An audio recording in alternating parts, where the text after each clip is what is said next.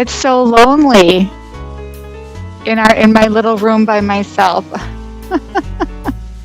I don't have that moral support.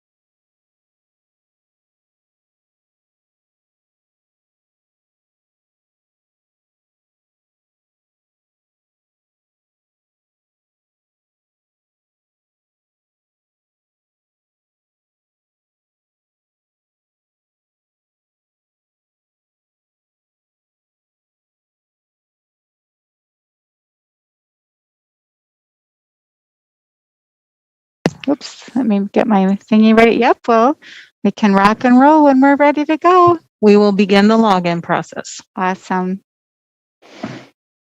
Recording in progress.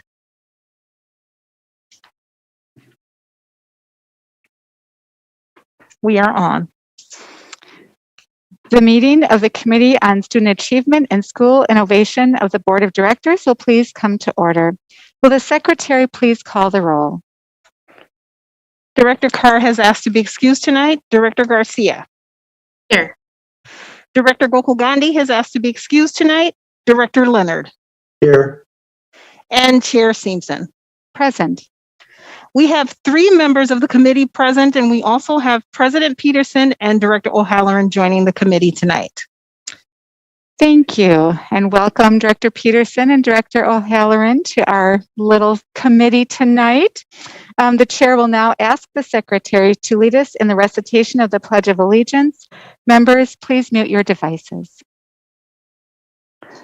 I pledge allegiance to the flag of the United States of America and to the republic for which it stands, one nation, under God, indivisible, with liberty and justice for all. Thank you. Pursuant to Board Rule 1.06, this meeting is being conducted virtually. Board members may be participating from the Central Services Building. In order to allow as much public participation as possible, this meeting is being broadcast on radio station WYMS 88.9 FM via live stream on the MPS website and on the MPS YouTube stream, the links to which can be found on the MPS website on the broadcast page. Before we begin tonight's meeting, we have a short announcement regarding interpretation services for the Spanish-speaking members of our audience. Buenas noches. Esta junta escolar se transmitirá en español para aquellas personas que lo necesiten. Para escuchar esta junta en español, marque el número 312-626-6799. Ponga el número de identificación de la junta 608-130-5362. La repito, para escuchar esta junta escolar en español, marque el número 312-626-6799 y ponga el número de la junta 608-130-5362. Muchas gracias. Thank you. For each of our items of business, we will hold a discussion and public hearing.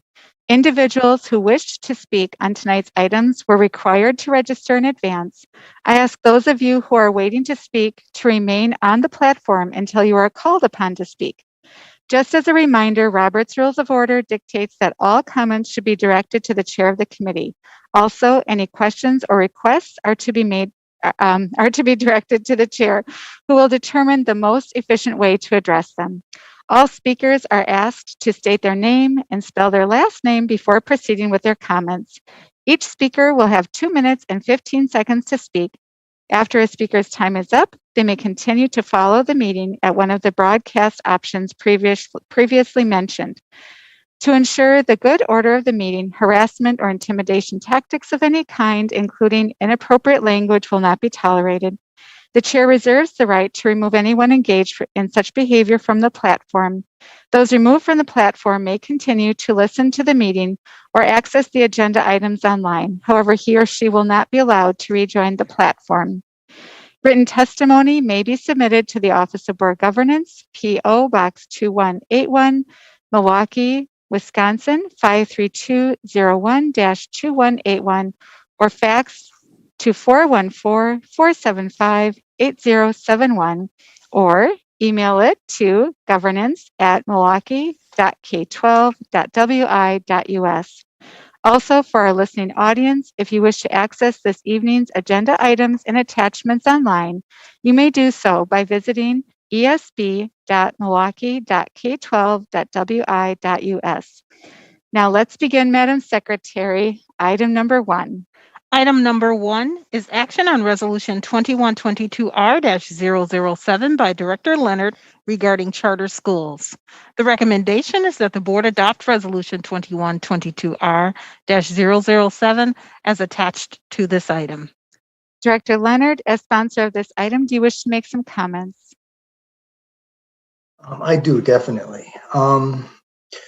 As board members and district representatives, one of our essential responsibilities is to ensure the viable survival and academic growth of our district for the sake of our students, families, and the community as a whole. MPS is intricately involved with way more than the whole population of the city is affected by what we do, obviously. That infers that we not only communicate with, but also examine every stakeholder and how that relationship affects our district as a whole. Mutually beneficial relationships must sustain financial, organizational, and academic solvency. It's imperative. This resolution is meant to give us the data to assure us that we are moving ahead strategically and wisely. I'm just going to add a comment to that. During the time that we were out working on phone calls and knocking on doors for the referendum, it became extremely clear that a significant portion of our community believed very much in what the referendum was trying to do. They understood that their children needed a quality education, and that required us, and that involved way more than just MPS parents. I remember talking to voucher parents. I remember talking to people that never had children. They all understood this.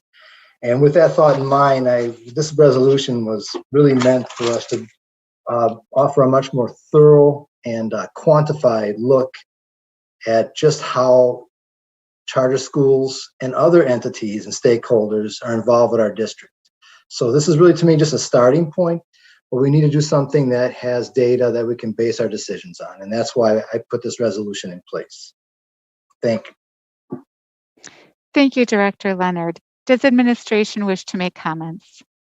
Yes. Good evening, Chair Simpson and members of the committee. Keith Posley, Superintendent of Schools.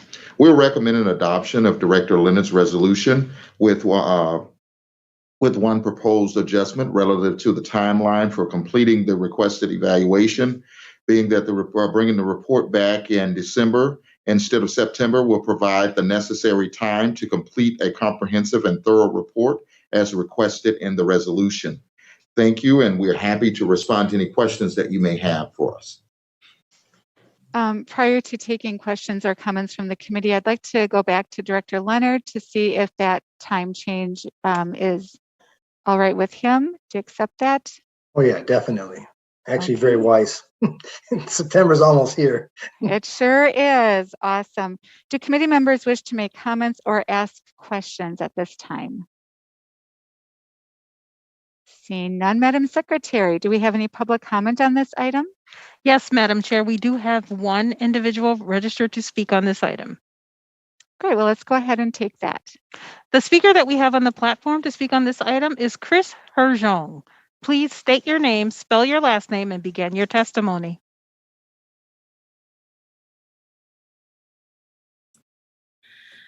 Hello, my name is Chris Herjong, CHERCSHER-HER-Xiong.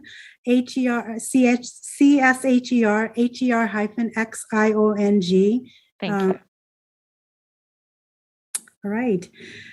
Members of the board, on behalf of the many non-instrumentality charter schools in Milwaukee, we would like to thank you for your continued partnership.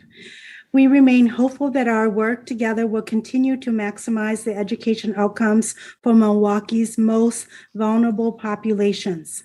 In regards to the resolution put forth by Director Leno, we would like to respectfully offer the following reactions and recommendations. One, the purpose of the resolution. We fully endorse the purpose behind this resolution and hope that it will bring more clarity to the board and administration about the mission and impact of the MPS non-instrumentality charter schools. Two, the independent evaluation. We believe engaging an independent third party to conduct the evaluation process will ensure a complete, objective, and credible report that meets the needs of all impacted audience. Similar to the Charter School Review Panel, these evaluations will not only give insight into the effectiveness of programs, but should highlight practices that can be shared across the city. Three, Evaluation Advisory Committee. The review process should be guided by an advisory committee that is comprised of representatives from students, parents, teachers, and school leaders of instrumentality and non-instrumentality charter schools. 4, expand the scope of the review. Analyzing should include a review of current MPS charter school authorizations and contracting practices for both instrumentality and non-instrumentality charter schools, and how these compare to best practices promoted by the National Association of Charter Schools authorizations and used by MPS strongest national peers. Such analysis will help answer questions regarding term lengths of charter contracts and administration fees. As we enter the new school year, we need your help to ensure that we can continue to meet our sheer vision of providing the highest quality education for Milwaukee's students. We appreciate your support and partnership.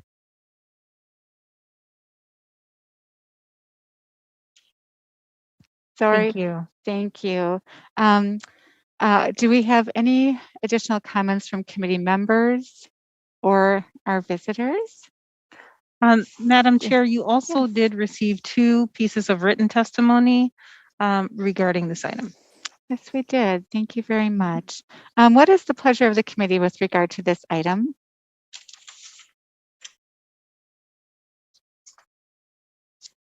A motion would be good.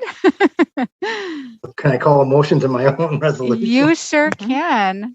Okay, I move that we accept the resolution with the date change that was advised by administration. Okay. Was there any I have a comment? Sorry, did I miss somebody in the queue? Director Garcia. Yeah, so I just have a question of clarification just before we get to voting. So I know that in the resolution, I'm 100% in agreement in terms of us going down this path and to understand like where we're at, and then where we're going with this in partnership, with our charter schools.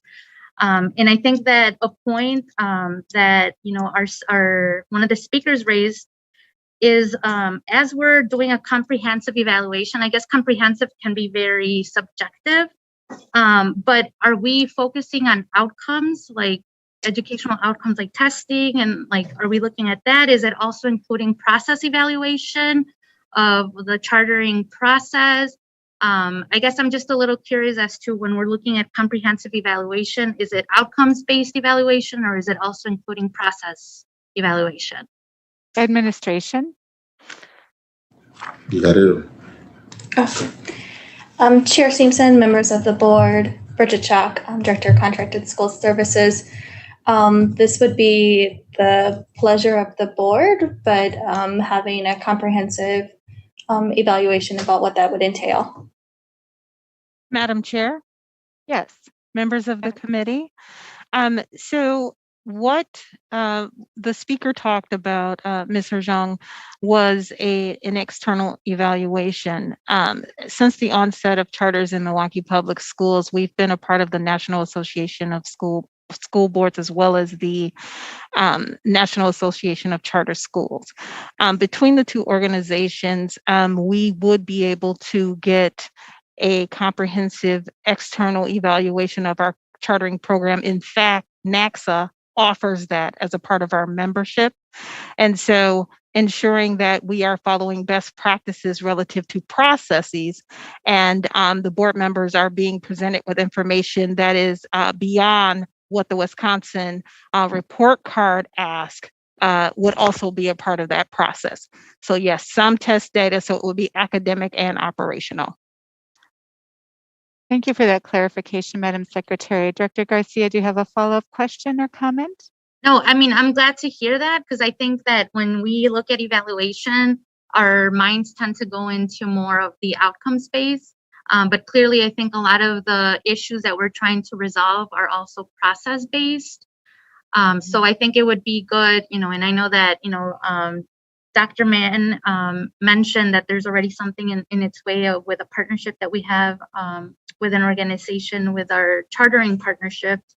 But I just want to make sure that if we are, securing third party or going under an evaluation, that it's something that either we're clear as to what we're evaluating at the front end. So if it's a either or a combination, like I just wanted to get clarity on that. And I think that it sounds like we can do both. So that's helpful. Thank you. Thank you. Are there any other comments or questions? Administration. Chair Simpson, members of the board, I think that we need to have a little clarity to that, because what we are chartered to do here is the administration, OBG, and the Office of Accountability and Efficiency. If we are adding an outside agency, an outside group, that need to be reflected. Madam Chair, Yes. members Madam of the Secretary. committee. Yes. The current process that we use for the charter school application review is reflective of the National Association of Charter Schools, as well as the back-end process of the review panel. All of those processes were developed with the guidance of the National Association of Charter Schools way back when, and as they've been updated, we have made some changes. If I remember correctly, we did bring some changes relative to the board actually authorizing charters from an active process rather than a passive process. And those changes were made, I believe, around 2014, 2015. So we have always involved NACSA to ensure that the board is following the national best practices around chartering. Relative to the review itself, yes, the Office of Board Governance in conjunction with the administration and OAE will be presenting the information, but we will always look to our external partners to ensure that we're following best practices when we bring those items to the board. Director Leonard. And I just want to, actually, I'm sort of backing this up with Dr. Posley's statement. So part of my goal is to make sure, and I'm assuming we're making that in these thorough investigations or examinations, but part of it really is to look at solvency from not the charter school aspect, yes, but how that affects everything together. And I'm looking forward to seeing how this process takes place, but I want just some clarity. The Office of Accountability and Efficiency would definitely be involved with the process. Am I understanding that correctly? Madam Secretary. Madam Chair, members of the committee, that is correct. That is as it is written in the resolution. And Director Peterson, I believe your hand was up. Yes, thank you. I just to further clarify what I hear, and I think this is important, is that the three groups, administration, Office of Board Governance, Office of Accountability and Efficiency, do the actual evaluation and comprehensive evaluation. And that what I hear from Dr. Mann is that will be informed by guidance, by information and standards and suggestions and best practices by the National Charter Organization, or any, quite frankly, if the School Board Association has any, ideas on that, that's fine as well. But we're not inviting an outside entity into our city to do a independent evaluation. We're relying on the three groups that we identified in the resolution. Is that what the administration and OBG agrees to? Madam Chair? Yes, Madam Secretary. Members of the committee, that is certainly the understanding. In fact, I'd like to be able to offer that initially, when thinking about an external evaluation of charters, we did reach out to the National Association of School Boards to come in to conduct an audit and try to help us to ensure that we're following best practices all the way around. And from the conversation, it would be a lot of time expended educating the organization on instrumentality and because that is not something that is a national process. That is something very unique to Wisconsin. And if I could pass, I'm sorry, administration. I just Chair Simpson, members of the committee, I just want to make sure that the administration is clear on what's in the resolution. And if we are talking about what the caller just recommended, that is not what I'm seeing here that we're asking of. But if we're asking to do a thorough review between the three offices here, yes, that is in print, and that's what the resolution asks for. And I'll go back to Director Leonard. Director Leonard, I believe that you are asking for your resolution to be followed as written, other than the change in date. Is that correct? That is correct. Yeah, Yes. Under advisement of other information, that's fine. But I don't want to shift this around. I do believe that, first of all, the Office of Accountability and Efficiency will do a very thorough job, and I believe that the other organizations with charter schools will find no fault in that. So I'm going to sort of stand on that. Yes.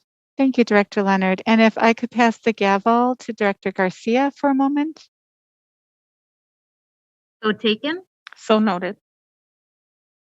All right, Director Simpson. Thank have the you. floor.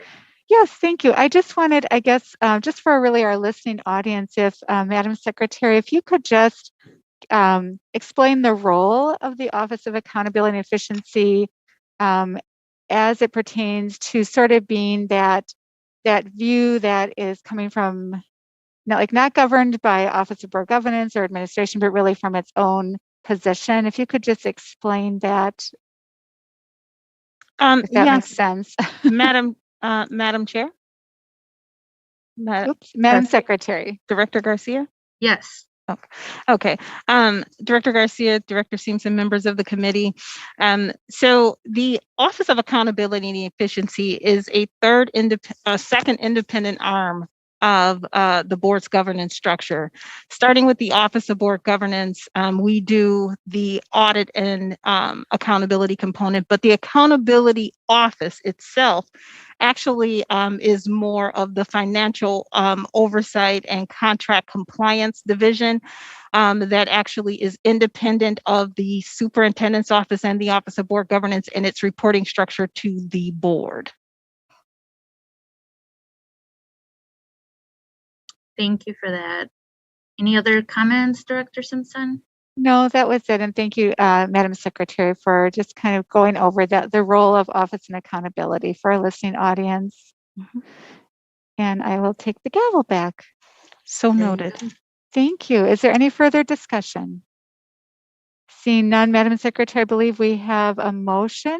So would you please call the roll?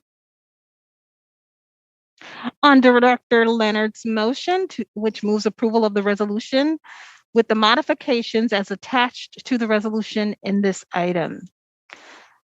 Director Garcia. Oh, Director Garcia. Aye. Director Leonard. Aye. And Chair Simpson. Aye. That's 3 ayes. The motion passes. Thank you, Madam Secretary. Next item, please. The next item is item number 2, action on resolution 2122R-001 by Director O'Halloran regarding charter schools. The recommendation is that the board approve resolution 2122R-001 as attached to this item. Thank you. Director O'Halloran, as sponsor of this item, do you wish to make some comments? Yes, I do. Thank you, Chair Simpson. So I have had the pleasure of sitting in on the charter review process and got to review many of our charters this year, charter schools. And I am trying to find a balance between some of the feedback that I've heard from constituents and other community stakeholders. So I put together this resolution. I do recognize, I'll be upfront, I would like to see us all as a society get to $15 an hour. I think that is a challenge to some people. So I'm willing definitely to entertain the notion of cutting that and entertaining that as a separate idea to be taken up, not just for charter schools, but for all of our contractors, kind of doing some analysis around that, seeing if, where we are in the current state and what it would take to get to $15 an hour. So just wanted to be upfront about that. But the rest of it, I understand it was stricken through, and I guess I would have to defer to administration to speak to that because that's not how I submitted it. And I would prefer to see it entertained as I had submitted it, obviously.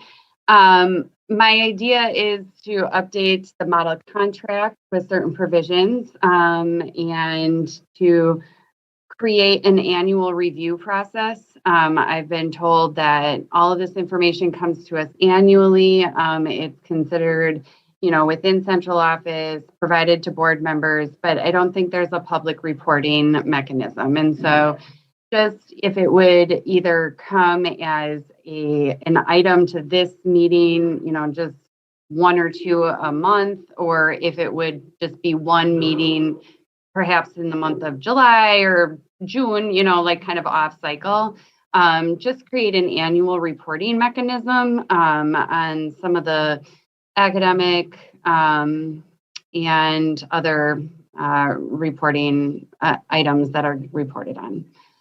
So, and yeah, that's it. Thank you, Director O'Halloran. Does administration wish to make comments? Yes, Chair Simpson and members of the committee. We recommend adoption of the resolution before you with some modifications. The modifications are to avoid duplication and to allow the administration time to consult with the city attorney's office on several items. I will ask Bridget Schock to kind of go through the duplications and modifications that we have made with strike-throughs. Bridget. Good evening, Chair Simpson, members of the committee, Bridget Schock, Director, Contracted School Services.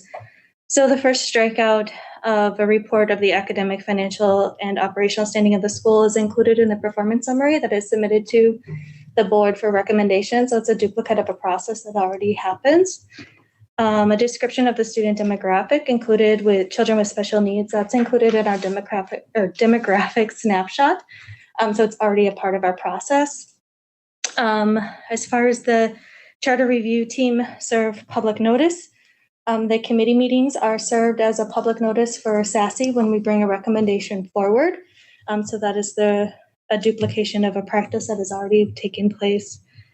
At the report of the performance data of each charter school brought before for consideration annually, that is included in the pupil or the audits that the schools are required by contract to be able to submit for their performance and compliance audit on an annual basis, which is submitted to the Office of Board Governance.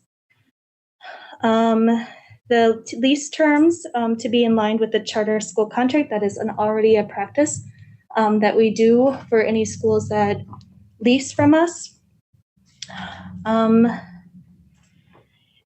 next one is just to provide clarity to the for the process. And then the last further result on that first page is that we need to confer with the Office of the City Attorney regarding the provisions of the model contract that's being requested, along with the last three bullets regarding the hourly wage, the discipline procedures, and the audits. Thank you. Director O'Halloran, would you like to respond to any of those, any of that? Yes, no, and thank you so much. So like I said, I already kind of addressed the $15 an hour, and I actually, prior to this, had sent a message to Office of Board Governance to see if we can do a more thorough analysis. So totally happy to set that one aside. I just want to be clear that what I'm asking for is an annual report at the board, like similar to the way that the public can now listen to the conversations we're having kind of in this abstract, so that they can hear about, what's going on with charter schools annually, not at specifically just at the time of renewal after renewals have already been made, so that they are clear on what's happening. And I know, people get upset because there was, we continue a discussion about something that happened years ago about a charter that closed mid-year, but I don't think that the public is satisfied that that this oversight is happening. They would like more clarity and transparency. So I understand that you think it's duplicative, but I don't think it is. I don't think we currently have an annual discussion about all charters. Does that make sense? Or am I missing something? Happy to be corrected if I'm missing something. Administration. Chair Simpson, members of the committee, and as far as a annual report with all of the charter schools, if that's what's asked for, we can do that.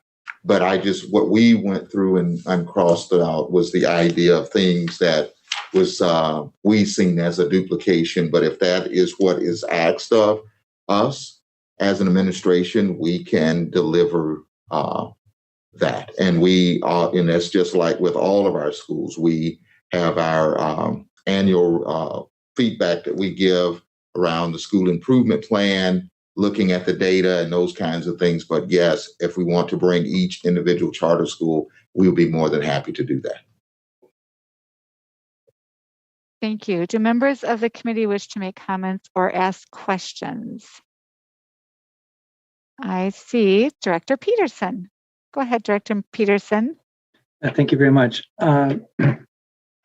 I appreciate the intent of the resolution. I appreciate the fact that that some of the duplications have been identified. And as far as I'm concerned, if it's duplicative, then it should probably be cut just to keep it as clean as possible. The one item that there seems to be some difference on perhaps is this notion of the annual review. And I would not be in favor of bringing, I think we have like over 20 NIC and instrumentality charter schools. I would not be in favor of having each of them have a thorough discussion at the board meeting on an annual basis. I might be in favor of one meeting where we talk about things as an entity. Like the problem I have is I find that if we were to have those in-depth discussions about all the NIC and instrumentality charter schools, we would be doing 2 or 3 every SASE meeting. And what I have found in the last while in terms of discussion of charter schools is that it seems that we as a board spend more time focused on charter schools and less time actually focused on the 130 traditional schools in terms of our deliberations, debates, and so on. And I think, I'm not saying we shouldn't, we have the legal authority and obligation to certainly monitor those schools, but my thinking was that given that we have a financial and operational and academic audit of each of those schools on an annual basis, one is it could be made available to board members to look at, like all the audits are right now, but we could do that more self-consciously. And if somebody sees a quote problem or concern, then it could come to the level of being put on a meeting agenda, as opposed to putting each of the schools on an agenda as an agenda item over time, and us thus focusing most of our attention on these 20 plus schools that we don't have as much authority over as through the 132 schools that we do. As far as having an annual meeting, that might be a good compromise. But that would be what I would prefer if people are not satisfied, if the board members aren't satisfied with our capacity to look at what comes in annually and bring it to the board if we have a concern. Thank you, Director Peterson. I see Director Garcia's hand raised. Director Garcia. Yes, so I guess this question is to Director O'Halloran. I think that what I heard from this kind of like your introduction of this resolution is the fact that based on your constituents and what they're saying is that they would like an opportunity for public to interface at some point and learn about the status of charter schools before contracts happen, right? And I think that's probably like the question that we need to resolve, right? Like, what does that look like? What can we implement that allows for public to kind of be updated on charter schools before, contracts are already signed and, things. So I don't know what the answer is, but I just wanted to, just point that out to see if that's like the main concern that we're trying to address. As we consider, portions of this or parts of this to be moved forward. Thank you, Director Garcia. Director O'Halloran, would you like to speak to that? Yeah, I do agree that it's more around presenting data upfront. As it stands, a lot of people just think that data is reviewed once every 5 years or once every 3 years. And that is the only time that people have a chance to review data, set their eyes on the same things that we're looking at, provide testimony, et cetera. So what I am asking for is an annual discussion of this data. And I appreciate that it seems like it would be very cumbersome. So I would be open to, ways that we could streamline it, but to say that the data is provided to us annually and the public should be satisfied with that, I don't think the public is satisfied. So whether that that report form gets published on, like, if we upload it to the OBG site and allow people that same access to the information, that, like, I don't think they're getting it. So so that's one thing. And then also with, like, the review about the charter, like the charter review meetings, I don't think those are publicly. I just think a lot of this comes to the board at a SASE meeting after the whole process has taken place once every 5 years. And so when I said, like, notice them publicly, I understand that the public knows that the review happened after the review is brought to the board, but I'm just trying to give the public more access to these review materials and the process, so they feel like more secure in the process, I guess, is what I'm trying to say. Thank you, Director O'Halloran. Is there any further discussion by members of the board? All right, seeing none. Madam Chair, Yes, Madam members of Secretary. the committee. I'm sorry, I forgot to ask about public speakers. So for this item, we actually do have one speaker, but just as a note of information, one of the national best practices around charter schools and reporting is that the board would receive an annual report of the charter school portfolio as a whole, not each individual school. That is something that the board would annually be able to receive, just as answering Director O'Halloran's question as a way for the public to understand what's happening prior to contracting. Annually, a report card of the district's charter school portfolio would come forward to the board. That is a national best practice. Director O'Halloran, any thoughts on that? Oh, thank you. Sorry, I had to unmute. Okay. I would be interested to see if you would have an example of another, cities, kind of something like that, so we can take a look and see if that would suit the needs. I do know, like, I thought the city does a very thorough review, produces like an 80-page document about each one that they authorize, is my understanding. So, like, I don't think it's completely unprecedented to do each school, but if you would suggest this, kind of aggregate report, if that is preferable, I'm certainly open to entertaining it, but I would like to see an example to see what kind of data elements and how it would be useful to people. Madam Chair. Yes, Madam Secretary. Members of the committee, not to belabor the point, but the annual report card, as suggested by NACSA, does have individual school data, but not all of the supporting documentation. And it also gives you a snapshot of the district's portfolio. Okay, Director Peterson. You're muted, Director Peterson.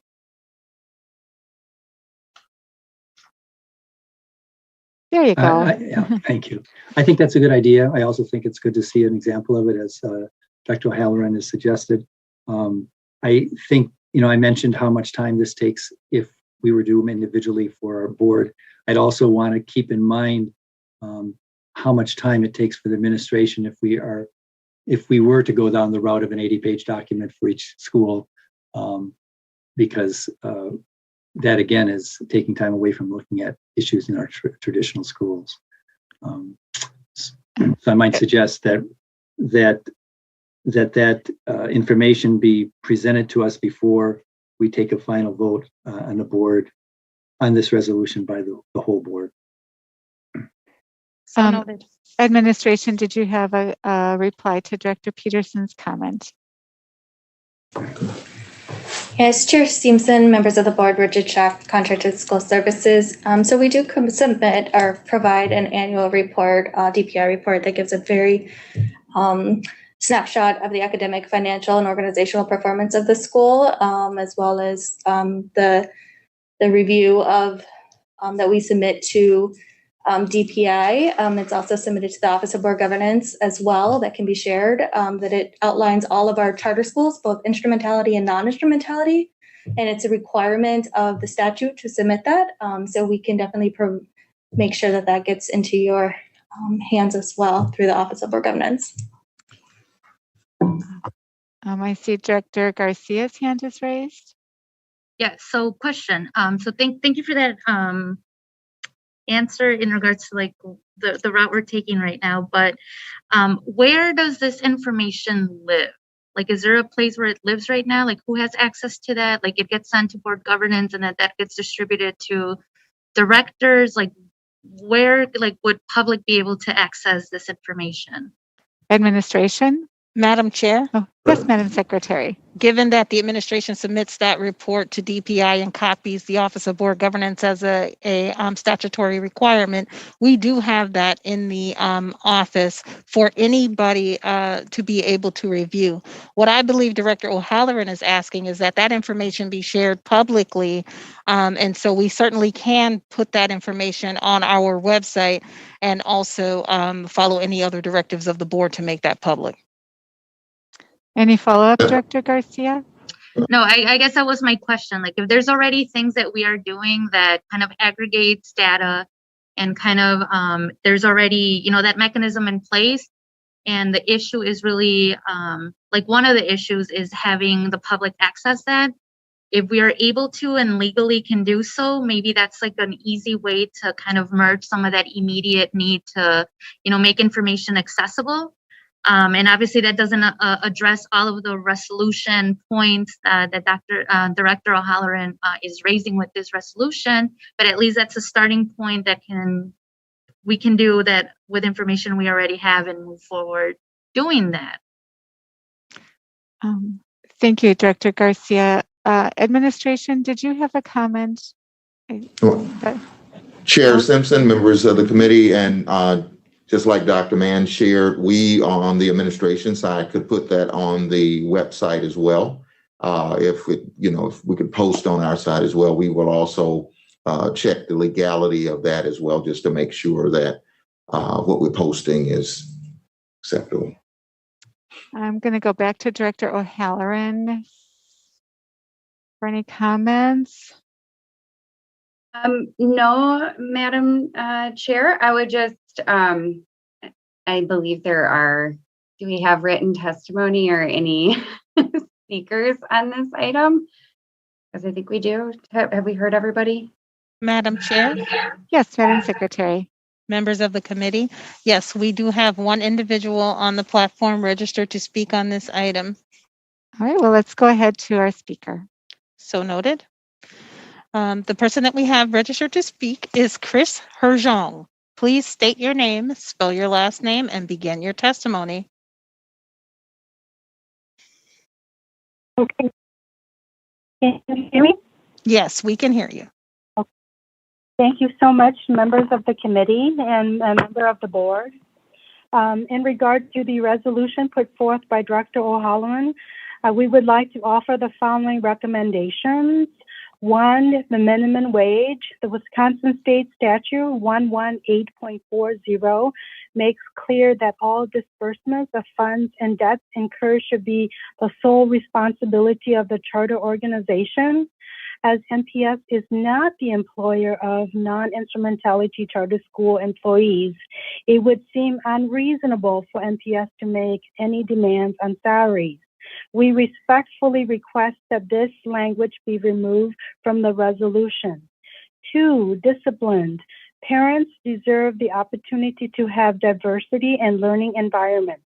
We believe that this includes the ability to choose schools from different discipline policies. Conforming policies across charter schools strip schools of the autonomy that comes with increased accountability as part of the mutual benefits between the charter and the district.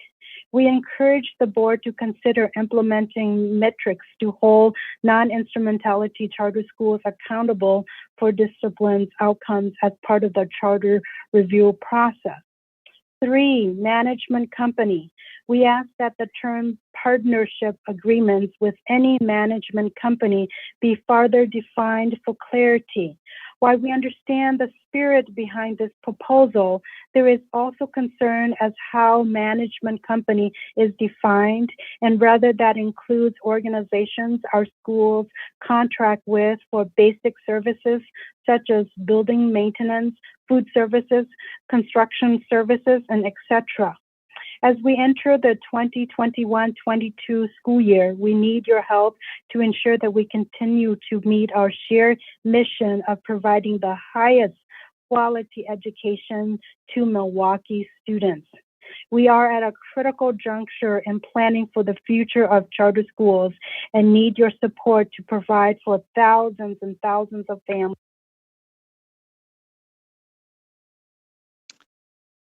Thank you for those comments. I would see no hands raised at this time. I'd like to pass the gavel to Director Garcia. So received. Thank you, Director Garcia. I don't know, I guess I'm making a motion. I don't know. I personally would like to see the portfolio that, that Madam Secretary, that you referenced. I'd like to sort of be able to look at that and see what kind of information is within that document to see if it covers some of these items that are in this resolution. And given that, none of us have it and would not have time to look at it tonight, I'm wondering if we can move this resolution forward to the full board without a recommendation.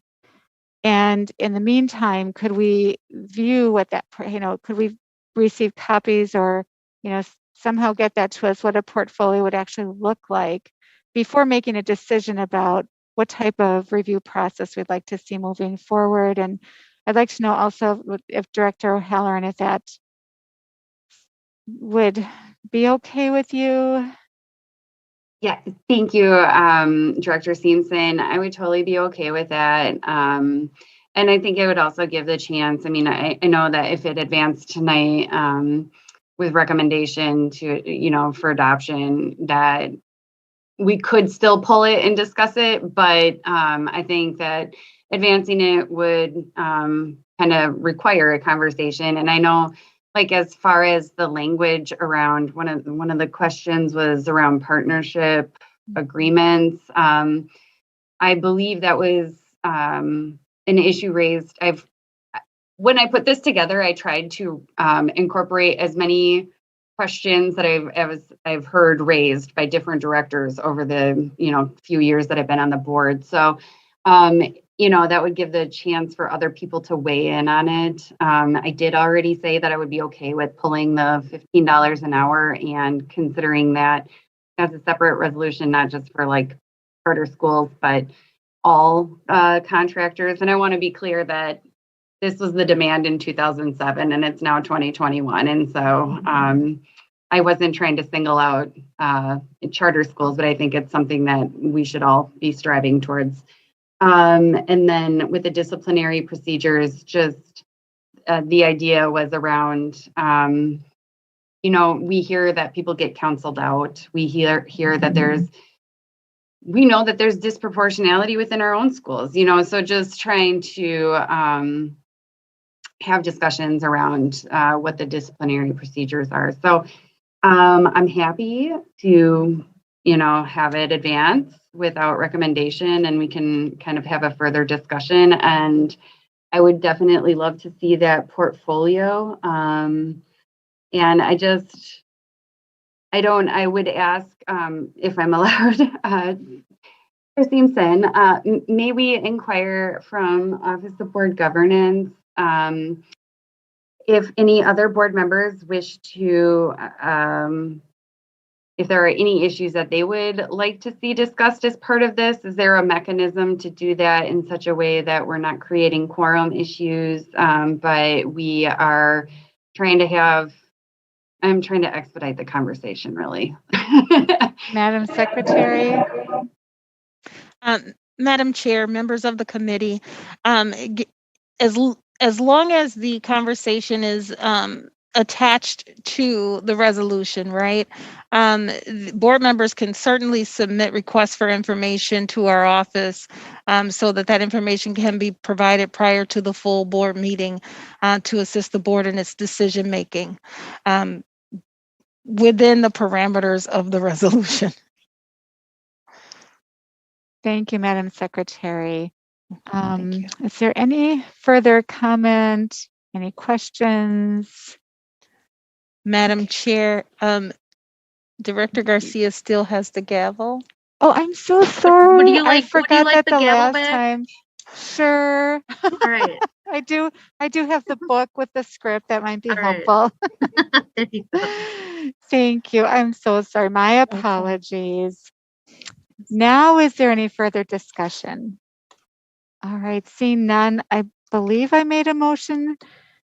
Madam Secretary, maybe you could read it back. That is I'm correct. sure you've made sense of it by now. Well, Director Simpson moves to forward this item to the board without recommendation. And I don't know that has, so I just want to make sure that in the meantime, we are all given copies of what a portfolio would look like, because that's my whole reason for not voting on it tonight, is I'd like to see what that portfolio looks like and whether or not it meets the needs of this resolution. So I would just like to make sure that with plenty of time, we all get a chance to look at it to make that kind of a decision. So noted. Then the motion adding that information would be that that the committee move this resolution to the board without recommendation, with additional information on an annual report to be provided to the board prior to the regular board meeting. Yes. I'll add the August regular board meeting. Yes, please. Thank you. All On the right. motion as read. Director Garcia, Aye. Director Leonard. Aye. And Chair Simpson. Aye.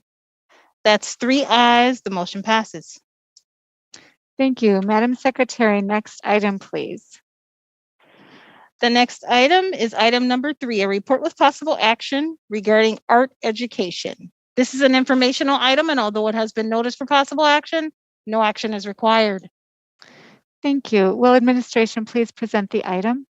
Yes, Chair Simpson and members of the committee, in alignment with Administrative Policy 7.45, Art Education, we are sharing an update on our progress in implementing the policies as well as our next steps. At this time, I will ask Dr. Bowling to begin the presentation, and afterwards, we'll be more than happy to entertain any questions that you may have. Dr. Bowling. Chair Simpson, members of the committee, Dr. Deborah Bowling, Manager of Fine Arts. We would like to just start today and just say that we are definitely celebrating many things this year as we finished our first year of the referendum and moving into our year 2. So as always, we look at our 5 priorities for success and really developing our staff and making sure that our students have all of those opportunities that are afforded to them. So in 21-22, we expanded visual art programs. We have new programs in 22 schools. There are 14 new full-time visual art positions.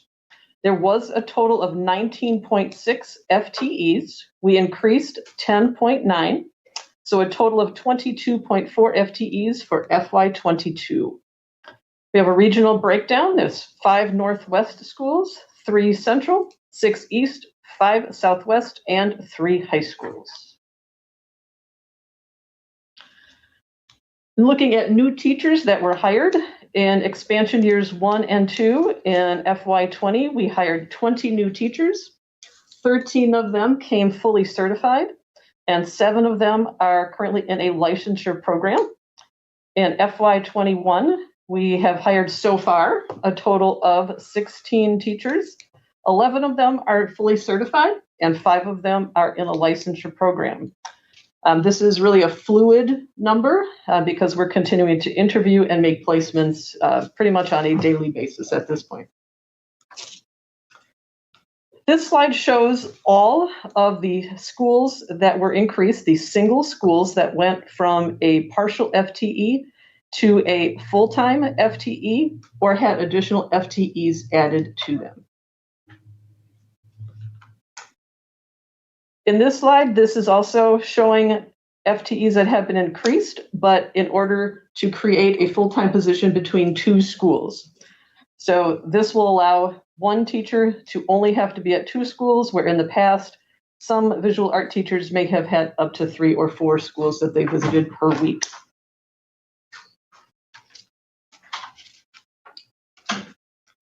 So the impact of the funding, we were able to purchase some products from the Art of Education as professional development. This is called Pro Learning. It's an online resource for K-12 visual art educators.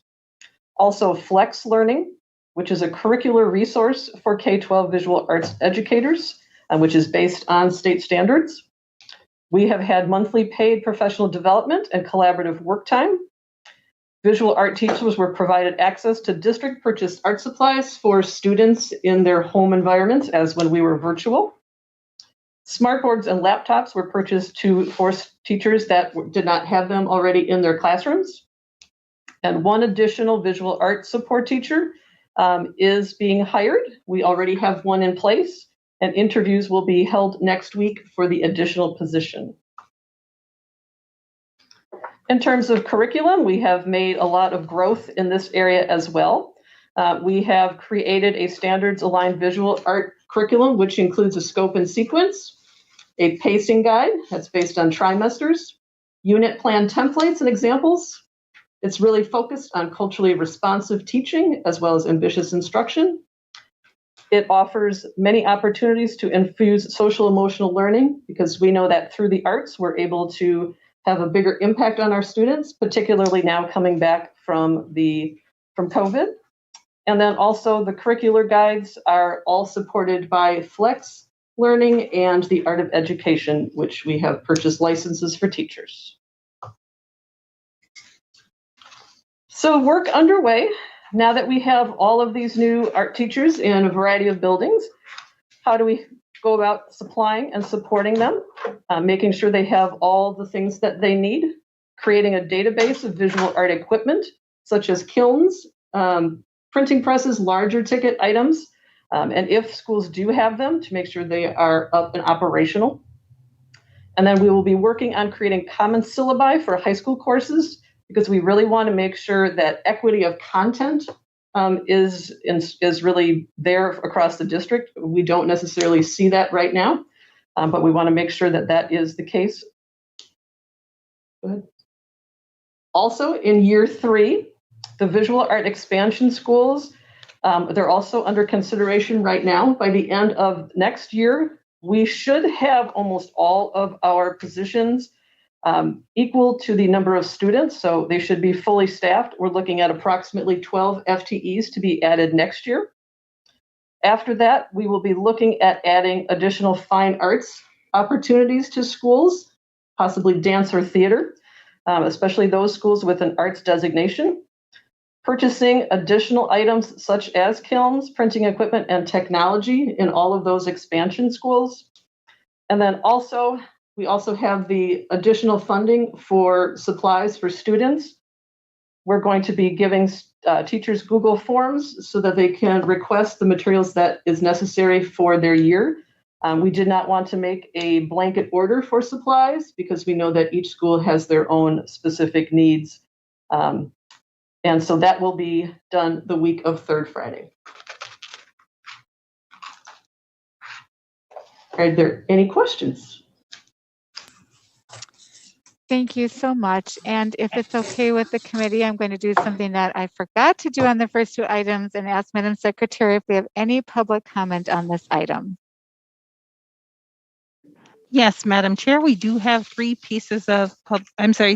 individuals who are requesting to speak on this item. And let's see, I do not believe that we have received any written testimony. Thank you. If it's okay with the committee, I'd like to go to our speakers. Seeing nods, let's go ahead and do that, Madam Secretary. So noted. The first speaker on the platform is Chance Zambor. Please state your name, spell your last name, and begin your testimony. Good evening, Director Simpson and members of the committee. My name is Chance Zambor, Z-O-M-B-O-R. I'm the parent of an MPS fifth grader named Max and someone who was a strong supporter of the MPS referendum. During the pandemic, it meant a lot to Max to have a full-time art teacher. When schools went remote for the first time, it was scary for everyone. Will we have jobs? Will we have food? Will we get sick? Max's art teacher would send families messages of encouragement, inspirations, and artwork ideas for students to work on. Art was one of the first subjects that Max willingly engaged with online. Art was an outlet. Art made Max feel safe. Every MPS student deserves that experience, but every MPS student is not receiving it. I'm here tonight because I have a few concerns with that art report. Number one, the report doesn't list all schools. My son's school was not listed here. What about schools with no art teachers? Why are only the schools increasing FTEs listed here? Number two, the report highlights how many art teachers have been hired, but doesn't mention if any art teachers have left the district or how many total we have now compared to last year. Number three, my son used to go to a school that used a third-party vendor called Arts at Large. That experience was really disappointing to us as parents because we never interacted with the instructor.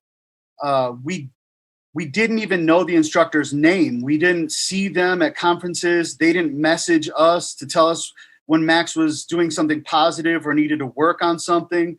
Parents want MPS to hire real art teachers who can develop deeper relationships with families like Max's teacher did during the pandemic. Those are positive experiences that keep families in the district.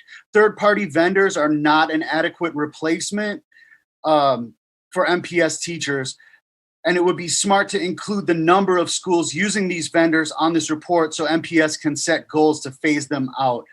I hope you'll consider these suggestions. Thank you.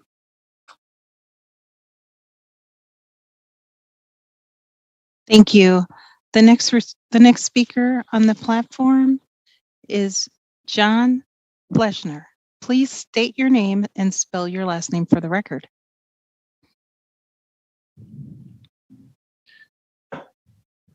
Hi, my name is John Fleisner. Can you hear me? Yes, we can hear you. Please That's spell your last name and begin your testimony. spelled F-L-E-I-S-S-N-E-R. Thank you. Director Simpson, members of the committee. I'm an art teacher at Hamilton High School and a member of the Milwaukee Teachers Education Association Executive Board. I want to draw the board's attention to slide 8 of the music report, which is the next agenda item. There you will see a list of equipment purchased with referendum funds, which includes drumline equipment, music lockers, keyboards, and all kinds of great physical equipment needed in music education. It's like really a lot of stuff you see there. I believe we can achieve the same thing for visual art. This referendum funding should be used in part to buy much needed tools and equipment for the visual art program, like kilns, printing presses, video equipment, and other items that teachers and students ask for. We should take time to listen to what working visual art teachers need and purchase the equipment that will improve the art education experience in the district. Art teachers should take a break from applying for donors' choose and raising their own funds for new equipment. And the district should really invest in that equipment for the art program. The people of Milwaukee voted to increase their property taxes to fund the arts, and I know the purchase of presses, kilns, and other equipment is an appropriate use of those funds, in addition to fully staffing the district with art teachers as soon as possible. The MTEA is always ready to meet with administration and make a plan for the equitable allocation of funding for visual art equipment. Thanks for your time. Thank you. The next speaker that we have on the platform is Ben Ward. Please state your name, spell your last name, and begin your testimony. Good evening, Ward, W-A-R-D. Thank you.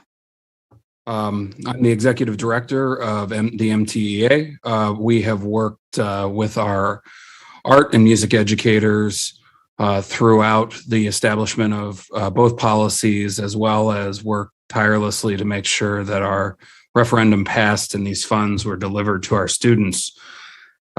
We are happy to finally see art and music reports on schedule.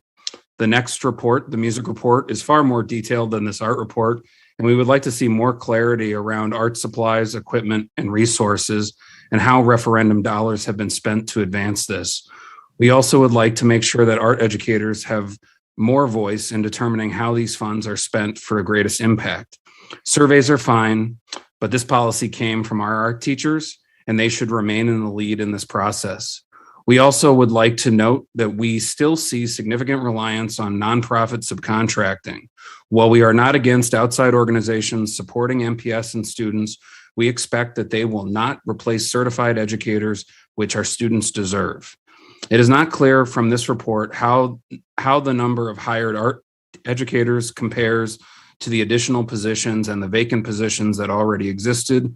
We would like to see the current allocation of FTEs across the district and where vacancies remain currently.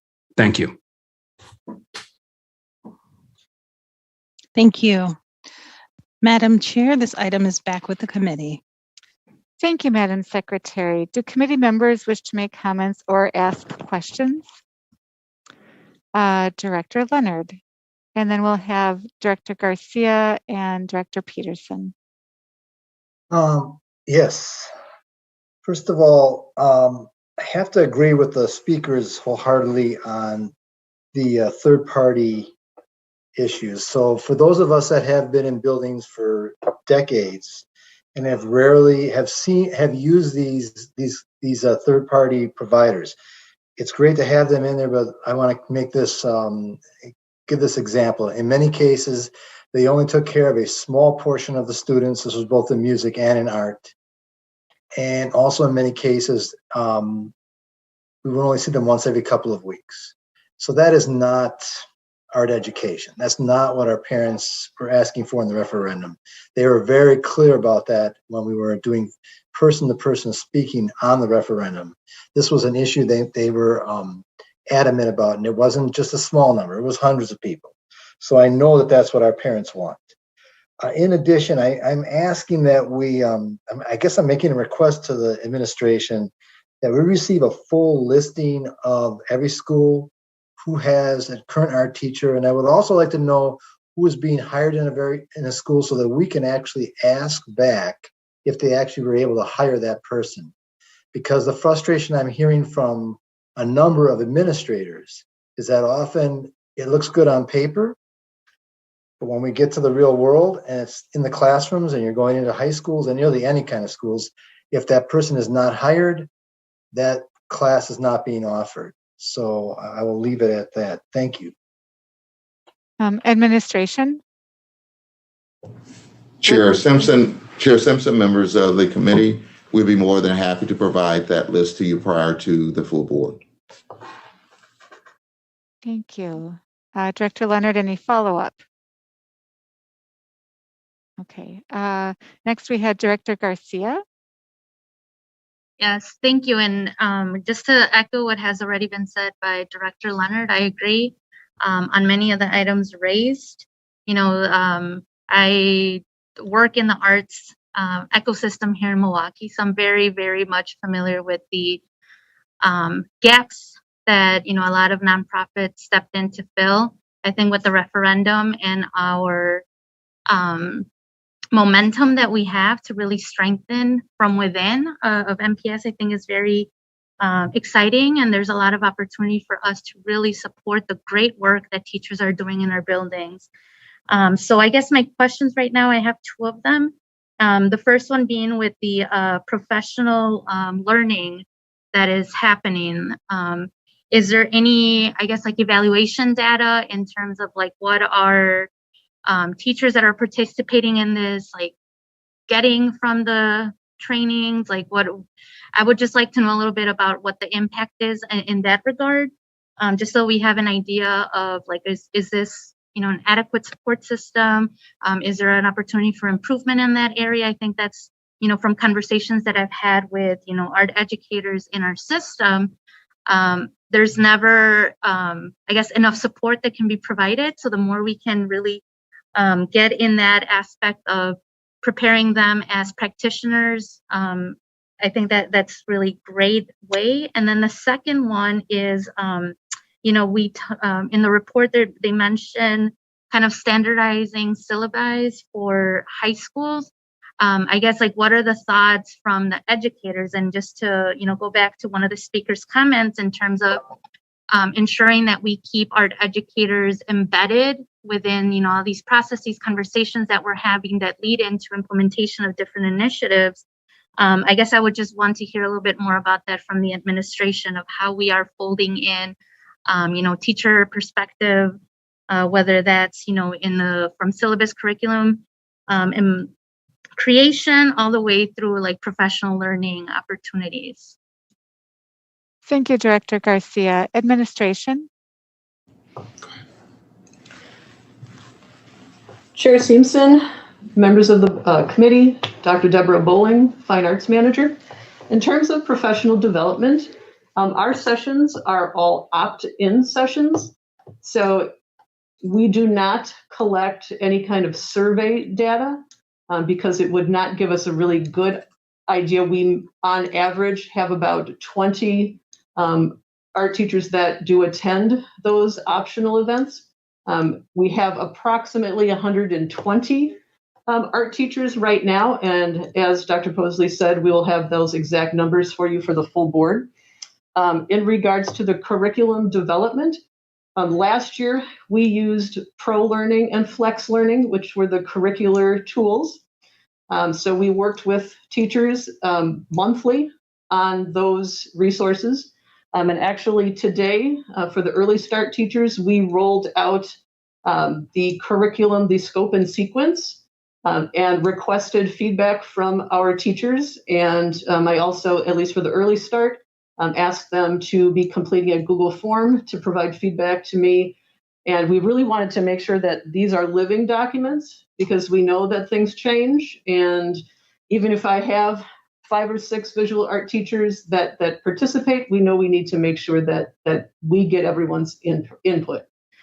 I would say in regards to the syllabi, we have some courses that are taught across the district. Of course, like I'll just use Fundamentals of Art, a very basic course. If you were to walk into a school on the south side, what is taught, the content may be very, very different than what the content is on the north side. We want to make sure that we're giving students the same educational opportunities across the board so that they're having those experiences that are rich no matter what school they're attending. And yes, we will also be having teachers give us input on that. And again, we brought that out actually this morning. Director Garcia, follow-up? No, thank you. I guess I'm just surprised at the very low number of teachers that are participating in the professional development. It's about 16% of folks participating. So I don't know, that's kind of an item that I would like to have further conversations on. Is it the fact that, the development is not seen as valuable? Is it just scheduling conflict? Just those type of questions I guess are running through my mind, and ensuring that, we're putting some resources together, why so very few folks are taking advantage of that. And then the other thought, and I just want to make this comment, I just want to make sure that as we are standardizing, I see the value of doing that in terms of, equity lens, but I also want to caution us that, every school environment is very unique to, specific, whether it's, areas or the histories like in neighborhoods and whatnot, that we don't water things down or erase some of those things that make maybe like the schools unique from each other, regardless of side of town. So just making sure that, as we're doing that we're cautious to also celebrate and highlight and strengthen, the uniqueness of, each art program, in our schools. Thank you, Director Garcia. Administration, did you have any comment you'd like to make? Chair Simpson, members of the committee, one of the things I will say when it comes to professional development, each school community provides their own professional development. And what happens is with the art department, there is a opportunity at the start of the school year to meet with staff, all of the art teachers throughout the district, as well as when there's given other opportunities through our banking time days or whatever the situation may be to catch up on various PDs and things of that nature. But the PD is gathered around that one school community. Also, the learning management system, the courses that Dr. Bowling was talking and referring to, is placed on a learning management system, and teachers can go and be a part of that professional development opportunity. And that's what we do with all of our teachers, no matter what content area it is. That's something that they go after over and beyond what is being offered. So, and I will be one of the first to agree that we should probably be pulling art, music, physical education teachers more often to be in unison. But the idea is that that is something that is conducted within their school community, and at the high school level, usually have art departments or whatever the situation may be, and those teachers will come together around whatever their professional development opportunities will look like and go forward. Thank you. Thank you, Administration. Director Peterson. Yes, thank you very much. This is an exciting conversation. One, because it shows the benefit of the referendum, and two, because we're having some real good interchange in terms of board and administration leadership and hearing from our teachers. I mean, this is what I like to see at a board meeting, where we really look at some of the issues and how to improve things. I want to, first of all, just acknowledge the first speaker who talked about the power of the art teacher with his son during the online learning, virtual learning. I was a part of a school community, La Escuela Fraternity, that prioritized having a full-time art teacher for many, many years. And I saw an incredible power of a quality art teacher, sometimes being able to reach a student who the classroom teacher couldn't reach, because the student could express him or herself through art. And so it's exciting to hear that we have 120 art teachers. I know that in the not so recent past, we might have had only 20% of that number. So we are making progress, but this conversation also leads us to want to push so that progress comes even more quickly. And so I know that people have requested a list of all schools and the status of the art program, and I'd like to make sure that when we list in past listings, sometimes I've seen that FTE 2, FTE 0.2, 0.1, 0.5, but it's never clear if there's actually a teacher fulfilling that position. I think that Director Leonard had mentioned that right from the get. So I would like to see that in that listing, what is allocated in terms of money, but then what is filled, in terms of reality. I think it would be good if we could also put the name of the art teacher down. And I don't know if that's a legal problem or anything, or at least if the teacher is certified art or not, or in process, just so we get a sense of how we're doing. I'd also like if possible, and I know this changes sometimes due to student enrollment, but to put in schools what art rooms they have, if they have a dedicated art room, or in a high school, how many dedicated art rooms. That would be another thing that would be on this the art wish list. And then, okay, so those are some things that I would hope could be on that provide us with that information.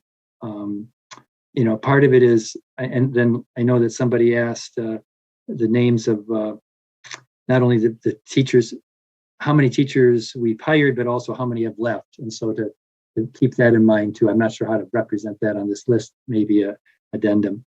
I do have, I like the idea that the superintendent just raised, which I think is something that happens occasionally, is bringing all the art teachers together, all the music teachers together, all the FIAD. And part of it is to, on the one hand, get people on board as to what responsibilities are, what is equity, et cetera, et cetera.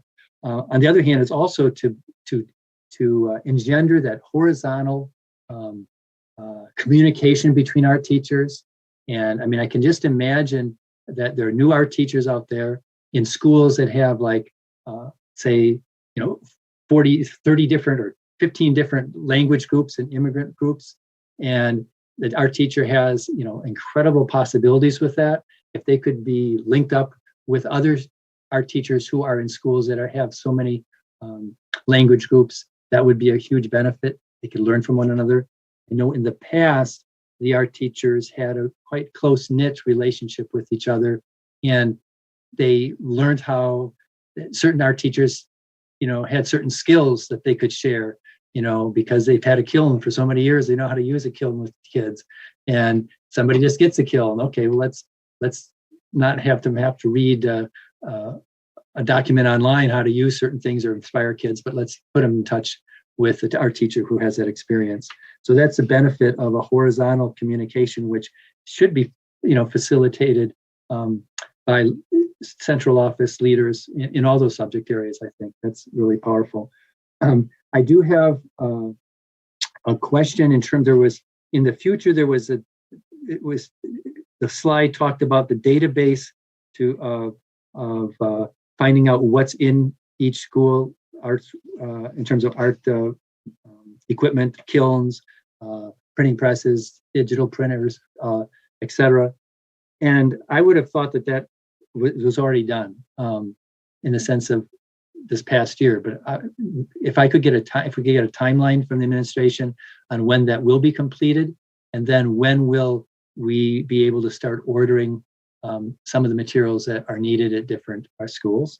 So that's one thing. And the last thing, my understanding is that we allocated $10 per student for art equipment, for art supplies for all the schools. I know one year it was just for teachers who were new to the district, but historically it's been for all schools because actually many of those supplies are consumable.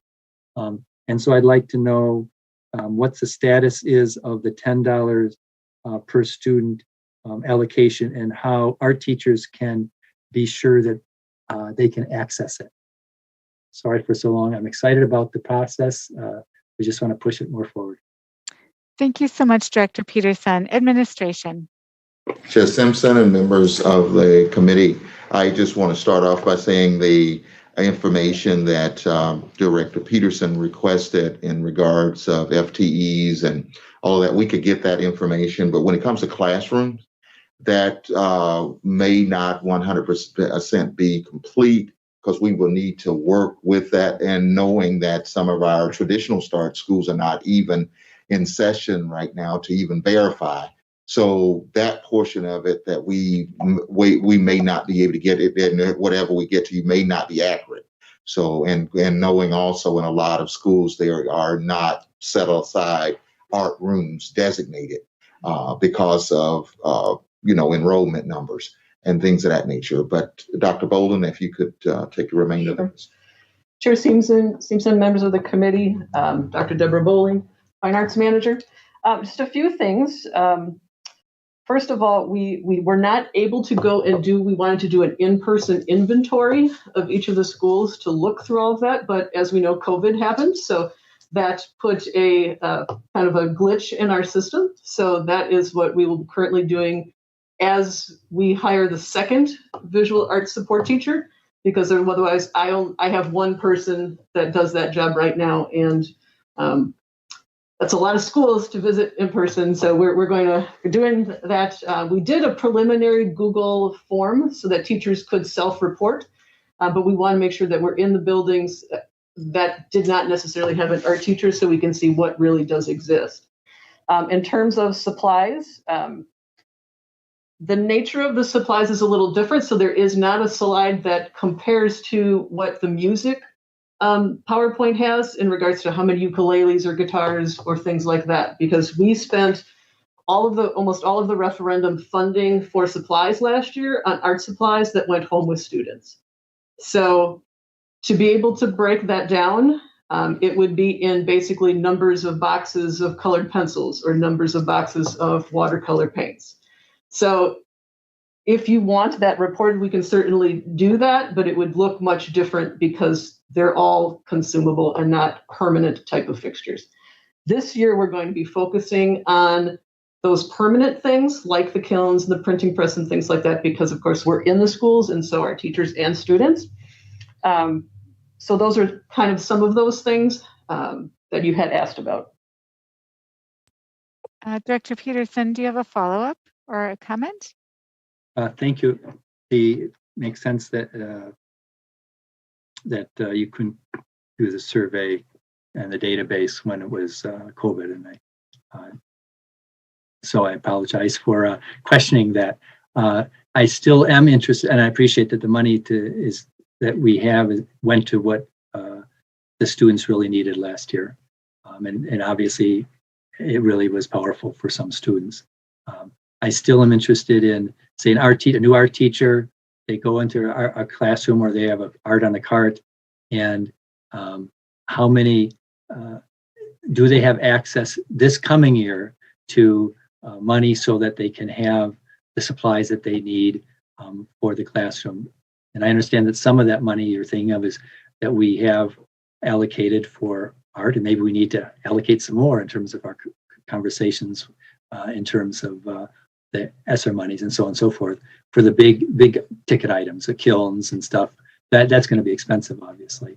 But I guess I'm just hopeful that it's going to be clear for the new art teachers and for our teachers who might be in a different school that they have access to money for consumable supplies that they're going to use in the classroom this year. Thank you, Director Peterson. Are there any other comments by committee members? If I could, Director Leonard. Just real short, I want to sort of reiterate what President Peterson had just said. So I was a science teacher for a lot of years. And at that time, we had a National Science Foundation grant. And I have I just have to emphasize that for expressly competent art, music, and hands-on type teachers, the equipment, the materials is immeasurable. The difference, the engagement that's created, and the learning that takes place in the classroom is just exponentially different, very different. And when you talk to a lot of the parents from different schools and some of the freshman bridges and other conversations I've had this summer, that is one thing that many parents have talked about, that their students are not supplied with what they need, or the teachers, they actually speak for the teachers. Our teachers do not have the supplies they need to really give us some great kinds of lessons and etc. So I just wanted to just voice that, and I'll be quiet. Thank you, Director Leonard. I see no other hands at the moment. Director Garcia, I'd like to pass the gavel, please. Yes, I now So have the gavel. noted. Thank you.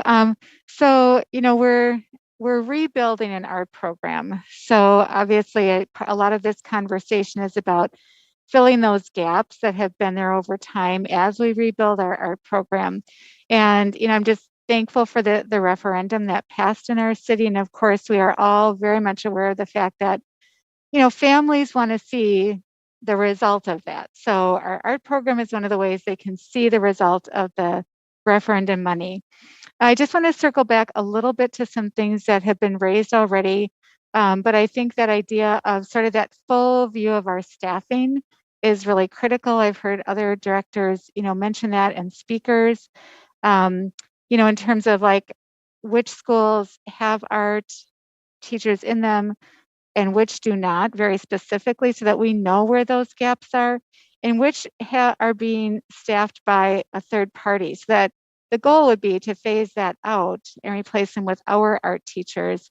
As one of the speakers and other directors spoke to, it makes a difference to have that actual teacher in the building, parent-teacher conferences, fully engaged in the school community. So just to see where we have to fill those gaps. I think another item that's really important to make sure that we hear more about is that idea of fixed assets.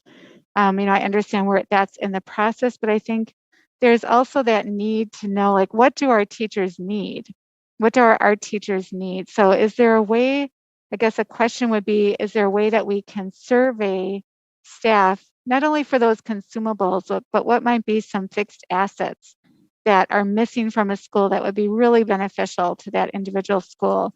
As Director Garcia said, all of our schools have very different, personalities to them. And so there might be a school that really has a need that another school does not. So is there a way for staff to reach out to make those requests?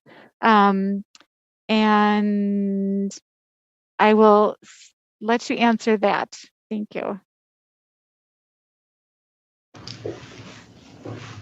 Chair Simpson, members of the committee, Dr. Deborah Bowling, Fine Arts Manager. We use Google Forms as a way to connect with our art teachers. They will be getting that, as I said in the slide, I believe the last slide, about the consumables for the $10 that we need for them to tell us what they need, because we don't want to make those purchases just on what we think they need.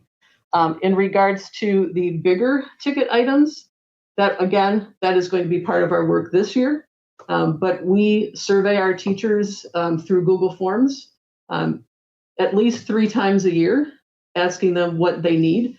And we also have our mentor teachers that will be working with our new teachers to ensure that they have what they need. We have a sample list, a supply list for new teachers, so that they know that this is probably what you might need when you walk into a classroom. And we are able to supply that with them. We have a support Google Classroom that has all of those documents in it, and we make sure that all of our art teachers are part of that Google Classroom so that they have access to all of those things and all of those forms so that they can communicate with us via email, through Google Forms, phone, that they have access to me freely daily. Okay, thank you. I look forward to seeing some of that additional information that's been asked for in our next report. I think the community would really like to be able to see that as well. So that will be great to see. Do we have any, I'm sorry, Director Garcia, I will take the gavel back now. Yes. Thank you. So noted. Do we have any other additional comments? Director Peterson. I just want to add one thing just so it's clear in terms of the Arts at Large program and based on my own experience. I mentioned that at Fratney we had a full-time art teacher, and what I learned was that when you have a full-time art teacher and then you use Arts at Large to supplement something, it can be very powerful.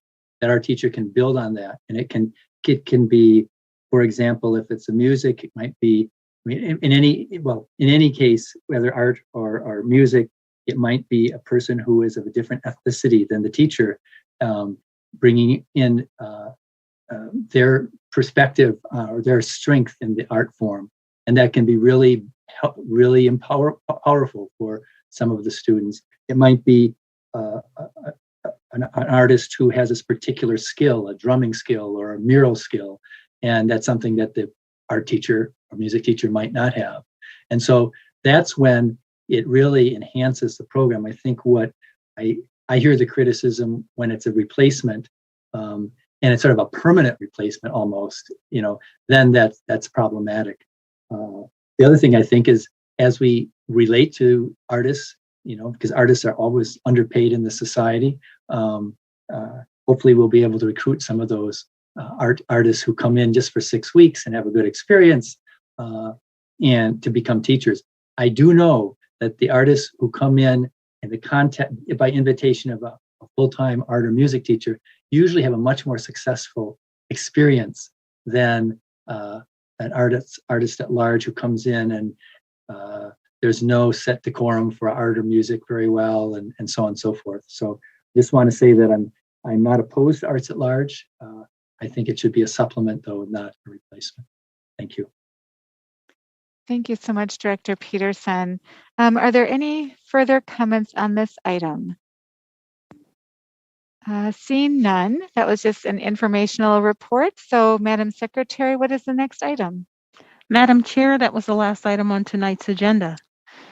Thank you, Madam Secretary. And I see President Peterson shaking his head no. What did we miss? Oh, music. I'm sorry. We did. No, that's okay. We did. I actually was looking at my handy dandy binder, and I was like, and I'm here through the music because the gavel was passed. Okay, I'm so sorry.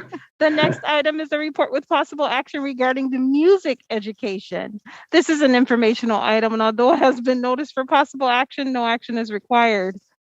Thank you, Madam Secretary. Will administration please present the item?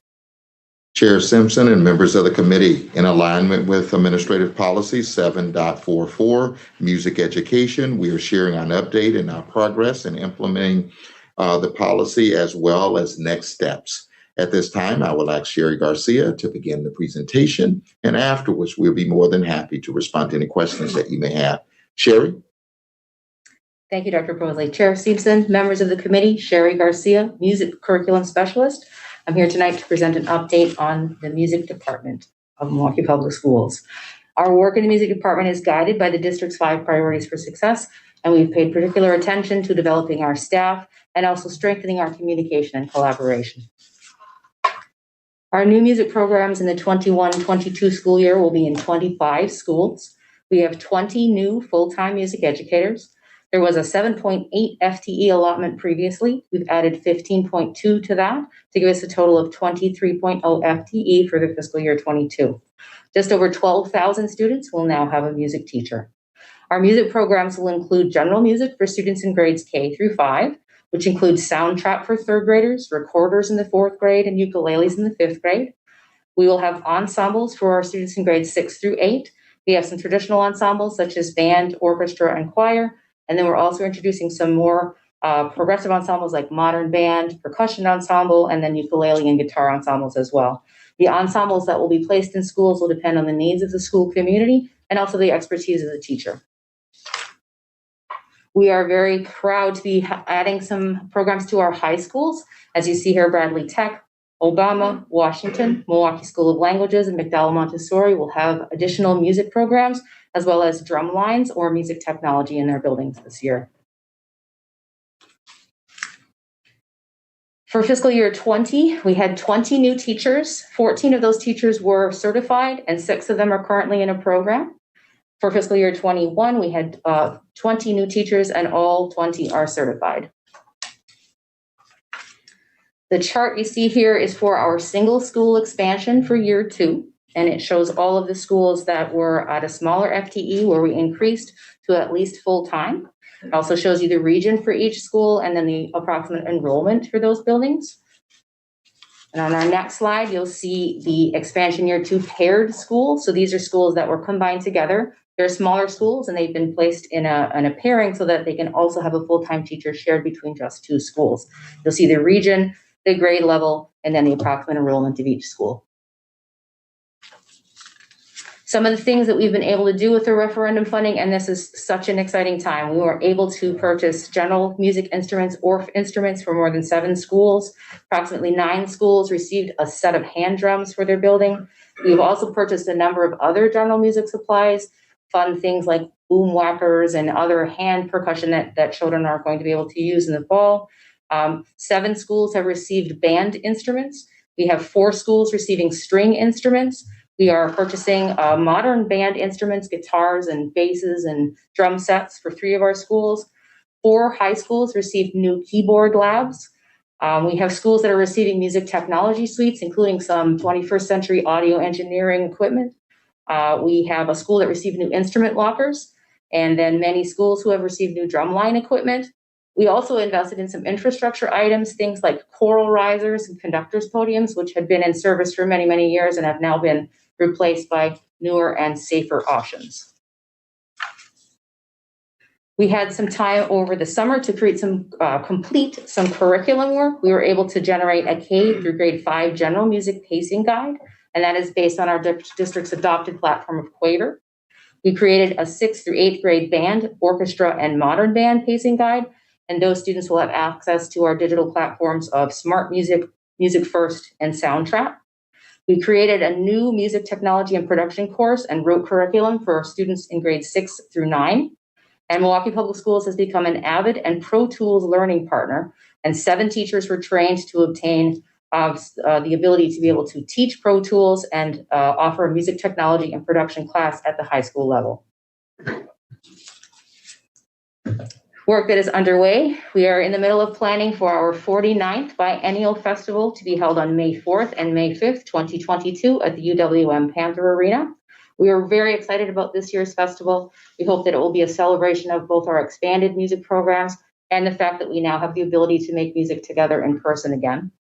We are doing some research to develop a policy regarding instrument length of service and the responsible disposal and recycling of music equipment. We are doing research regarding the district inventory system. We are researching how high school band, orchestra, and vocal music will be able to develop a curriculum. We met this morning with our early start teachers just to open the conversation about creating some common syllabi for those groups. The Year 3 music expansion schools are under consideration at this time, and I spent quite a bit of time networking with our state and national music and fine arts specialists from places like Baltimore and New Jersey and Minnesota, just to have conversations about how things are working in those states and what are some things that we might learn from their progress. For the fall, what's happening right now, this morning, we worked with some of our early start educators and presented some information to them about the biennial festival, and then also some of the COVID policies and other things that are happening in the music department. We presented a music professional development, the new Educators Institute that's happened, and then the one that will be coming up will be part of that as well. We were working through the lens of ambitious instruction over the course of this year. And other professional development that will be offered to our teachers are for all of our district music platforms, Quaver, Soundtrap, Smart Music, and Music First. We'll have professionals from those organizations coming in to present to our teachers to give them best practices and techniques to use over the course of this school year. We will be supporting and onboarding 40 new teachers. So there were 20 new teachers last year that taught virtually all year, and there are 20 new teachers this year that will also be in their classrooms for the first time. And our wonderful music team will also be supporting 16 traveling music teachers who are working in about 75 schools. Some of the things that I'm looking forward to in the future, I would really like to be able to collaborate with principals and programmers to systematize music programming in our K-8 schools. It's challenging to add an ensemble in that setting if the school is operating as an elementary school does, but I want to come up with a system so that we can make that simpler for principals and programmers and provide more opportunity for children to participate in ensembles. I'm still hoping to expand the Saturday lesson sites. We've added a couple of new classes that will premiere in the fall, a music technology class that will happen both at Marshall and Hamilton, and also an adaptive drumline that is planned for students with special needs at Hamilton. I'm still hoping to expand our traveling music teacher program. We do have some new wonderful teachers joining our program this year. We are upgrading, if we can, our performance spaces to meet 21st century technology requirements, hoping to build a network of college music education faculty to help to recruit and retain some of the brightest young people to come and teach in our district. We are exploring culturally relevant music opportunities, things such as mariachi, other sort of ethnic ensembles and opportunities for our students. We did a lot of work to expand our band programs over the course of the last couple of years, and we would like to also work to expand our choral and string programs. I would very much like to offer 2 options at least for high school music so that students can choose something that is meaningful to them. I'd like to work to rebuild our feeder systems and particularly work to build equity between all of the arts schools by offering art, dance, theater, creative writing at all of our arts elementary, middle, and high schools. At this time, I'd be happy to answer any questions. Thank you so much for that report. And if it's okay with committee members, I'd like to see if we have any speaker slips. Got some nods. Madam Secretary, do we have any speakers on this item? Madam Chair, we have no speakers on this item. Thank you so much. Then would any committee members like to make a comment or ask a question? I see Director Leonard. So first of all,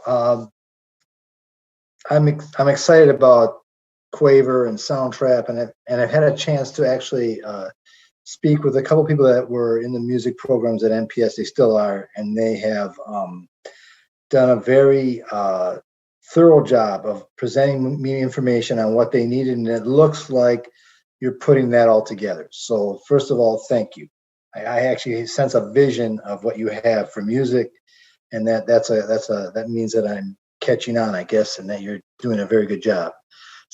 But I still want to ask the same thing that I asked of the art department.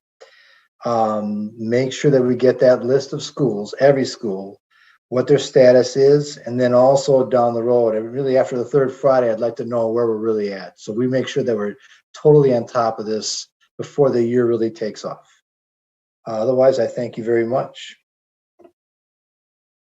Thank you so much, Director Leonard. I see Director Garcia.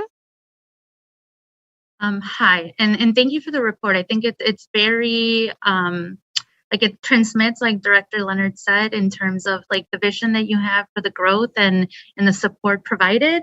And very similar to what I asked, for the visual art department is, can you just share a little bit more about like professional development? Like, what does participation look like? What, if any, data are we collecting from that? And yeah, that's the question I have. Thank you. Administration. Chair Simpson, members of the committee, we were able to hold quite a bit of professional development over the course of our virtual year last year. We reached out to teachers to volunteer to share their lessons and best practices, and we had about 6 sessions that were quite well attended. We didn't have as large a number of music teachers last year. We had about 75 music teachers, and about 25 of them attended each of those sessions. We also will be offering, as I mentioned, for all of our platforms, which are complex, professional development led by the producers of the platform so that teachers have a chance to really ask the source. And then we will additionally offer further into the year kind of a second step. So we'll give them an introduction as we start this year. How do you use this to begin with? And then once they've used it in their classrooms with their students, we'll meet with those people again and give them what are some of the next things that they're going to be able to accomplish. We do take attendance data at our sessions, and we're tracking that carefully to see who's missing out, who's not attending, and we are always in communication with our teachers. Does this time work best for you? Would you like to have these maybe on a Saturday? How can we help you to take advantage of the things that we're offering for you? We're very lucky to have the ability to pay teachers to attend some of these sessions, and we did do quite a bit of professional development over the summer as well. Students attended, or teachers rather, attended workshops at the Vandercook College of Music. They did some things to do with ORF and Kodai production. We gave them kind of a blank slate. What would you like to learn over the summer? And then we were able to provide them with the funding to either attend the session or to pay them for their time as they were working through things. Thank you. Director Garcia, any follow-up? No, I mean, I think that's great. I don't know if it would be possible, but just to, if you do have attendance records of the professional development sessions that were attended, is it possible to kind of pair that with, and not necessarily break down by school, but maybe by region, just so that we know like what, I don't know if it's like regions or maybe schools, if we do have granular to like that point data to see who is taking advantage of these like professional development. And obviously that's going to kind of increase, seeing that there's going to be technology specific or platform specific support. And as we're rolling those out, I think that's going to be just important to kind of keep a little, some track around what that participation looks like, because I'm sure that's not cheap platforms that we're implementing, and it's important to, just make sure that we're providing that support in that regard. So I don't know if that's, possible. Administration. Chair Stevenson, Director Garcia, absolutely. We will keep track, and we can certainly track by region. If that's something that's of interest to the board, we'd be happy to provide those statistics as we move forward. Thank you. Thank you. I see Director Peterson has his hand raised. Director Peterson. Yes, I have one question and then a comment. I'll ask the question first. There's been reference to MPS art schools, and I know there's a long history of MPS art schools. Could somebody in the administration just list what we consider right now are art schools? I know because some schools use a name, it might not be considered an art school. Do we have such a list, or could somebody share that? Administration. Chair Stevenson, Director Peterson, I do have a list. So we have our traditional art schools, Elm, Roosevelt, Lincoln, and Milwaukee High School of the Arts. And then we are also considering Parkside, Sherman, and Alda to be part of our arts family. Thank you. Director Peterson, follow up? Yeah, I just actually wanted to thank Sherry and the other people, and the administrators, and the people who are leading the arts program as well, but also the teachers. I know the teachers, we've seen very active, both the music teachers and the art teachers over the last several years, really advocating for the program within. They also are very strong supporters of the referendum. And it just shows the power of when we work together with a vision, we can really make some progress. The fact that we're, introducing 20 new teachers plus the 20 teachers who taught virtually is really exciting. This is what we had, I think, as a vision when we started the referendum, and let's continue to build together. So thank you, everyone. Thank you, Director Peterson, for those comments, and I concur. It's really wonderful to see these programs being built within our district again. Is there any further discussion on this item? Seeing none, Madam Secretary, next item, please. Okay, Madam Chair, I will turn one page at a time this time. And that is the last item on tonight's agenda. Thank you. There being no further business before the committee, this meeting is adjourned. And I just want to thank everybody for the work that went into this and the thoughtful discussion that we had this evening. Hope you all have a good night. Stay safe. Get vaccinated if you are not. Thank you. Thank you. Thank you.